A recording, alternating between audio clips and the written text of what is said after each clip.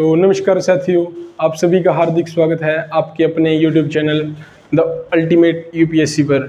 So today we will discuss about the Magadhan empire. जैसा कि हमने भारतवर्ष के 16 महाजनपद स्टडी किए थे, आज हम मगध साम्राज्य के बारे में पढ़ेंगे। मगध साम्राज्य जो कि सबसे ज़्यादा शक्तिशाली हुआ करता था। अब बात आती है कि मगध साम्राज्य इतना ज़्यादा शक्तिशाली क्यों हुआ करता था। तो साथियों, उसके पीछे कुछ एक कारण है। जैसे मगध साम्राज्य अपना ये बिहार वाला एरिया है, प्लस थोड़ा बहुत उसमें बंगाल भी और उड़ीसा भी, झारखंड भी वो कवर किया करता था। इतना बड़ा एरिया था उसका। तो उसमें मगध एम्पायर में जो है हमारे आसपास के बहुत ज़्यादा पहाड़ और घाटियाँ हुआ करती थी। अब जाहिर सी बात है बच्चों, आप सभी को पता ही है, अगर कोई बंदा अगर पहाड़ पर चढ़ के युद्ध करेगा तो अगर वो छोटा पत्थर भी फेंकेगा तो नीचे वाले को बैठ के ऐसे लगेगा जैसे उस पर पता नहीं कौन सी तोप बरसा दी हो। बट नीचे वाले के लिए बहुत ज़्यादा मुश्किल चीज़ होती है कि ऊपर वाले को कुछ नुकसान पहुंचा सके। तो साथियों, एक तो ये कारण रहा है। दूसरी बात, जो मगध एम्पायर की राजधानी हुआ करती थी वो राजगृह और गिरिवज्र हुआ करती थी। उसके साथ ही में साथियों एक शहर पाया जाता था, पाटलिपुत्र। पाटलिपुत्र जिसको आज अपना हम बिहार के पटना के नाम से जानते हैं। सो साथियों, बात आती है कि जो पटना पाटलिपुत्र शहर था वो जो है गंगा, गंडक और सोन नदी, इन तीनों के मुहाने पर बसा हुआ था। सो साथियों, अगर देखा जाए तो एक साइड से पहाड़ों से आक्रमण नहीं हो सकता, दूसरी साइड से पानी से घिरे हुए हैं। तो अब आक्रमण होगा कहाँ से? बचे मैदानी एरियाज़। तो जो साथियों मैदानी एरियाज़ है उनमें बहुत बड़े बड़े हाथी पाए जाते थे और बहुत ज़्यादा कीमती लकड़ी भी पाया जाया करती थी। उस कीमती लकड़ी से क्या है, ये काफ़ी सारा धन कमाया करते थे जो अपने मगधन एम्पायर के लोग हुआ करते थे। सो साथियों, एक और बात आती है, इनके पास जो हाथी थे उन हाथियों का ये यूज़ किया करते थे अपने युद्ध क्षेत्र में सामने वाले से लड़ने के लिए। अब बच्चों, आप सभी को पता है, अगर सामने वाला घोड़े पर आ रहा है मेरे साथ लड़ने और अगर मैं हाथी पे बैठ कर जाऊंगा तो जाहिर है ना बच्चों, मैं तो उसको 1 मिनट लगाऊंगा ना पेलने में। आप सभी को पता है। तो अब बात आती है कि मगध एम्पायर के आते हैं बच्चों 4 वंश। सबसे पहले मगध का जो हम उत्कर्ष पढ़ेंगे वो आता है सबसे पहले बच्चों हर्यक वंश। हर्यक वंश। इसके बाद आता है साथियों शिशुनाग वंश, वो हम नेक्स्ट वीडियो में डिस्कस करेंगे। और इसके बाद आता है नंद वंश। फिर आता है सबसे लास्ट में मौर्य वंश। आगे पुष्यमित्र शुंग ने जैसे शुंग वंश स्थापना करी, कर्ण वंश, अंदर सातवाहन वंश, वो होते होते प्राचीन भारत की हिस्ट्री बहुत लंबी है। तो साथियों वो हम कवर कर लेंगे, कोई इसमें दिक्कत वाली बात नहीं है। तो साथियों, जैसे अब हम पढ़ेंगे सबसे पहले हर्यक वंश के बारे में। हर्यक वंश सबसे पहले साथियों 544 ईसा पूर्व से 412 ईसा पूर्व तक हुआ करता था। 544 ईसा पूर्व से साथियों BC। अब एक डाउट और क्लियर कर देता हूँ बच्चों आपका, बहुत बार आप लोग देखेंगे BC या फिर BCE, और एक सेकंड टर्म क्या होती है बच्चों AD या फिर CE।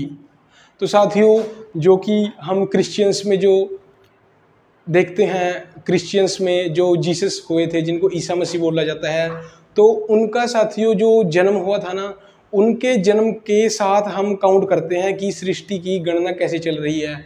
जो साथियों उनसे पहले की घटनाएं हो गई उनको हम बच्चों BC बोलते हैं या BCE, ये मतलब बिफोर कॉमन एरा या फिर बिफोर क्राइस्ट। ओके।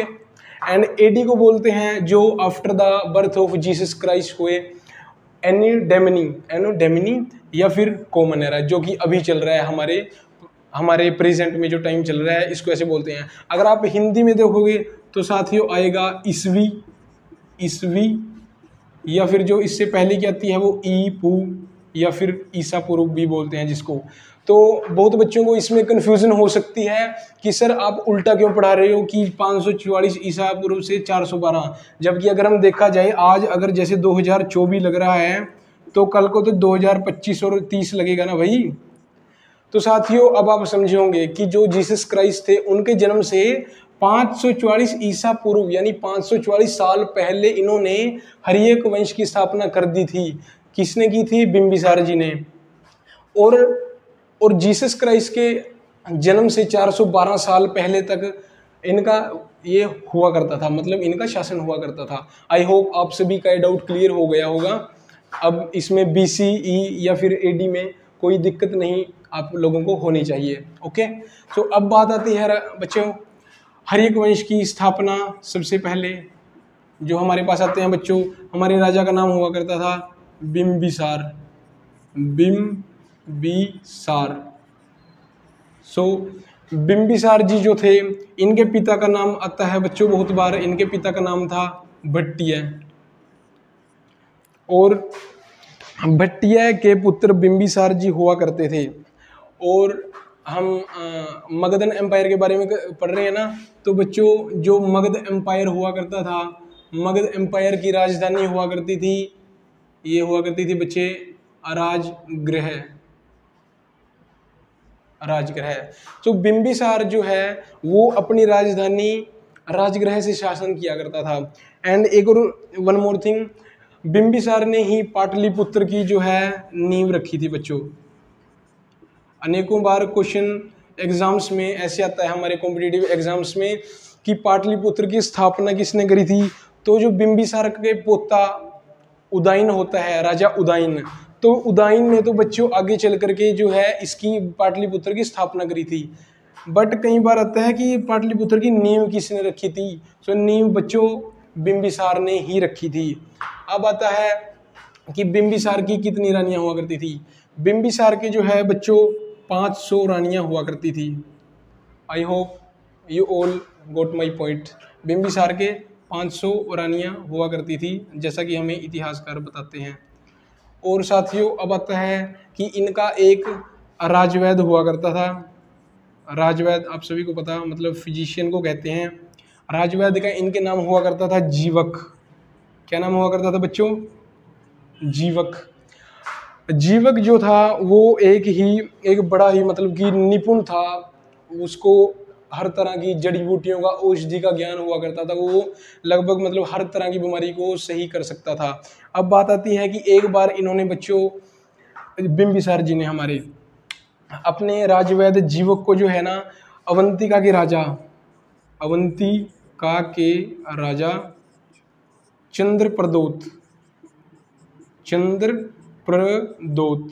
चंद्रप्रदोत जी के पास एक बार इन्होंने जीवक को भेजा था। अवंतिका के राजा, कई बार क्वेश्चंस में आ जाता है बच्चों कि अवंतिका के राजा चंद्रप्रदोत को क्या हुआ था? तो इनको बच्चों एक रोग होता है पांडु रोग। कई बार ऑप्शंस में पीलिया भी आ जाता है, तो पीलिया है तो पीलिया, और अदरवाइज अगर दोनों आए तो बच्चों पांडु रोग आपका सही होगा ऑप्शन। तो उनको पांडु रोग हो गया था। तो एक बार जो है इन्होंने अपने राजवैद्य जीवक को इनके पास भेजा था। और एक बार आता है बच्चों की इन्होंने जो है महात्मा बुद्ध जी के पास भी इनको मतलब जीवक को बिंबिसार जी ने भेजा था। अब आती है बात कि ये जो है अपना बिंबिसार जी, ये बच्चे मानते किस धर्म को हैं? तो बच्चों कई बार जो है पेपरों में आ जाता है अपने पास, कई बार ऑप्शंस में बौद्ध आता है और कई बार जैन आ जाता है। अब कुछ इतिहासकार हमें बताते हैं कि बिंबिसार जी जो है वो बौद्ध थे, कुछ बता देते हैं कि बच्चे वो जैन थे। अब बहुत सारे बताते हैं कि वो जो है पहले बौद्ध धर्म को माना करते थे, वो बाद में जैनिज्म को फॉलो करने लगे थे, मतलब बुद्धिज्म उन्होंने शायद छोड़ दिया होगा। अनेक तरह के तर्क देते हैं सभी तरह के इतिहासकार। तो बच्चों अगर हमारे पास आ जाए ऑप्शंस में बौद्ध और बाकी सारे दूसरे धर्मों के नाम है, तो बौद्ध के साथ जाना है। अगर पूछे कि बिंबिसार किस धर्म को फॉलो किया करते थे, तो वो करते थे बच्चों जैन को, अगर जैन ऑप्शन में आया। अगर दोनों आ जाते हैं तो इनके मोस्ट ऑफ द एग्जाम्स में जो है बच्चों बौद्ध धर्म को सही माना गया, क्योंकि बिंबिसार जी सबसे पहले तो बौद्ध ही थे ना भाई, बौद्ध धर्म को ही तो माना करते थे यार वो। एंड अब आती है बात कि बिंबिसार जी जो है अपने शासन को कैसे बढ़ाया करते थे। तो राजे इन्होंने जो है अपने राजा को बढ़ाने के लिए ये शादियां किए करते थे, शादियां। अब आता है बात इनकी शादी किस किस से हुई थी। तो जैसे हमने जो 16 महाजनपद स्टडी करे थे, तो बच्चों उसमें एक था हमारा कौशल प्रदेश, कौशल, जिसकी राजधानी आप लोगों ने अयोध्या पढ़ी थी, या फिर श्रावस्ती भी कहते हैं जिसको, प्राचीन टाइम में साकेत भी कहते हैं जिसको।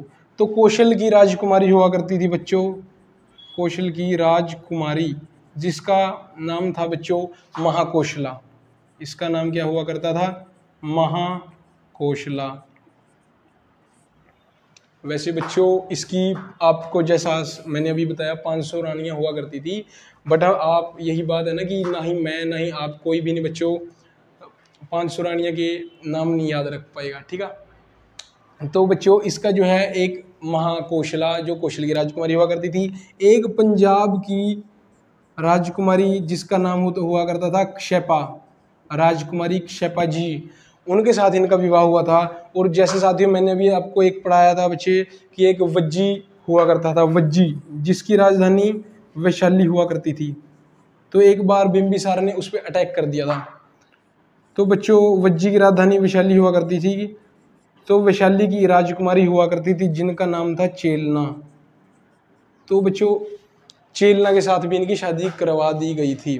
और एक बात और साथियों कि मगध एम्पायर जैसे बाद में चंद्रगुप्त मौर्य ने बहुत ज़्यादा जीता, 8 महाजनपद जीते, एंड अशोक ने जो है बाद में 16 के 16 महाजनपद जीत लिए। तो बच्चों ये जो है मगध एम्पायर प्राचीन समय में सबसे ज़्यादा अगर इनसे पहले पूछा जाए तो वो जो है बिंबिसार के समय में बहुत ज़्यादा बढ़ता जा रहा था। आई होप आप सभी को इतना समझ आया होगा। बाकी आज के लिए साथियों इतना ही। कल हम स्टडी करेंगे इनके पुत्र अजातशत्रु के बारे में। अजातशत्रु जो कि अपने पिता बिंबिसार की हत्या कर देते हैं और खुद राजा बन जाते हैं। और फिर उसके बाद पढ़ेंगे हम बच्चों उदयन के बारे में। उदयन कौन थे? ये अजातशत्रु के भी पुत्र थे। जैसे अजातशत्रु अपने पिता की हत्या कर देते हैं, ऐसे ही राजा उदयन अपने पिता अजातशत्रु की हत्या कर देते हैं और वो बाद में खुद राजा बन जाते हैं।